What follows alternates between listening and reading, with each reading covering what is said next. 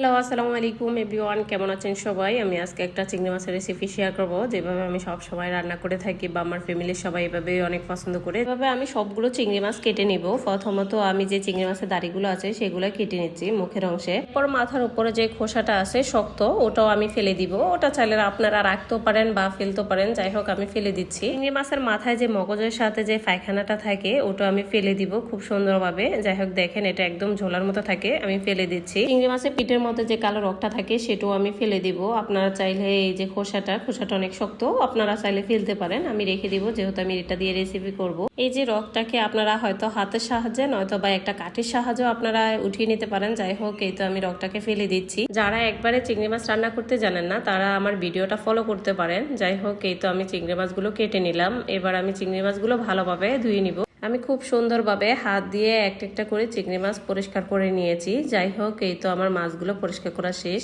এবার আমি চিংড়ি মাছগুলো একটা পাত্রের মধ্যে দিয়ে পরিমাণ মতো হলুদের গুঁড়া, মরিচের গুঁড়া, লবণ দিয়ে হাত দিয়ে মাখিয়ে নিয়েছি। আমি যে কোনো মাছ মাংস হাত দিয়ে মাখিয়ে নেই। যাই হোক, এই তো মাখানো শেষ। এবার আমি এক সাইডে রেখে চুলাটা ধরে একটা কড়াই বসে দিলাম। কড়াই বসে দিয়ে পরিমাণ মতো তেল দিয়ে দিছি। এবার তেলটা গরম হয়ে গেলে আমি চিংড়ি মাছগুলো দিয়ে দিব। সবগুলো চিংড়ি মাছ একসাথে দিয়ে আমি ভেজে নিব।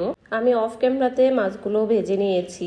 দেখেন মাছটা কতটা ভাজা ভাজা হয়ে গেছে। এবার আমি মাছগুলোকে উঠিয়ে নিব। চিংড়ি মাছের রেসিপিটা আপনারা শর্টকাটে অল্প কিছু উপকরণ দিয়ে রান্না করে ফেলতে পারবেন। যাই হোক, এই তো আমি মাছগুলোকে উঠিয়ে নিলাম। যে কড়াইয়ের মধ্যে আমি চিংড়ি মাছগুলো ভেজে নিয়েছি, এই কড়াইয়ের মধ্যে আমি পরিমাণ মতো তেল দিয়ে আবারও পেঁয়াজ কুচি দিয়ে দিলাম। পেঁয়াজ কুচি দিয়ে পেঁয়াজটা সুন্দরভাবে ভাজা হয়ে গেলে দিয়ে দিব 1 চা চামচ আদা বাটা, তারপর দিয়ে দিব 1 চা চামচ রসুন বাটা। দিয়ে আমি সুন্দরভাবে এগুলোকে ভেজে নিব যতক্ষণ না পর্যন্ত বাদামি কালার চলে আসে। এবার আমি দিয়ে দিব 1 চা চামচ জিরার গুঁড়া, 1/2 চা চামচ ধনিয়ার গুঁড়া দিয়ে সুন্দরভাবে কিছুক্ষণ নেড়ে নিব। এবার আমি দিয়ে দিব পরিমাণ মতো হলুদের গুঁড়া, মরিচের গুঁড়া, স্বাদ মতো লবণ দিয়ে আমি কিছুক্ষণ কষিয়ে নিব। একটু পানি দিয়ে দিলাম। এগুলোটা আমি 5 মিনিট কষিয়ে নিব যতক্ষণ না পর্যন্ত উপরে তেলটা বেশি উঠে। দেখেন কতটা তেল বেশি উঠছে। এবার আমি দিয়ে দিব টমেটো কুচি দিয়ে সুন্দরভাবে মশলার সাথে আমি কষিয়ে নিব যতক্ষণ না পর্যন্ত। এই তো দেখেন টমেটোটা তেলের মধ্যে আমি সিদ্ধ করে নিয়েছি। এবার দিয়ে দিব আমি কাজু বাদাম বাটা। যেহেতু আমি এখানে কোনো এক্সট্রা পানি ব্যবহার করব না, যার জন্য আমি কাজু বাদামটা একটু পানি দিয়ে গলিয়ে নিয়েছি। যাই হোক, এবার আমি ঢাকনা দিয়ে 5 মিনিট মশলাটাকে কষিয়ে নিয়েছি